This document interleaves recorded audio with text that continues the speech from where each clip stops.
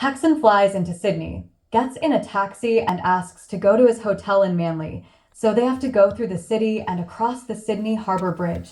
They could take the tunnel, but that'd fuck the joke.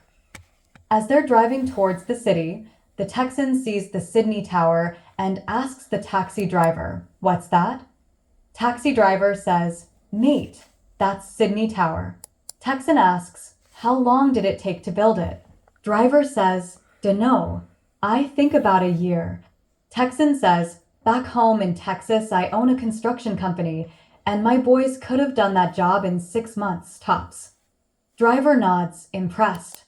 A bit later, the Texan sees the Sydney Harbour Bridge. "Hey fella." "What's that?" Driver says, "Sydney Harbour Bridge, mate." "How long did they take to build that?" "Yeah, not sure. I think it took about 2 years." Texan says, "My boys could have knocked that up in under a year, maximum." As they're driving onto the Sydney Harbour Bridge, the Texan looks out his window and sees the Sydney Opera House. He asks the driver, "Hey fella, that white building down there, what's that?" Driver says, "Fucked if I know, mate. It wasn't there this morning.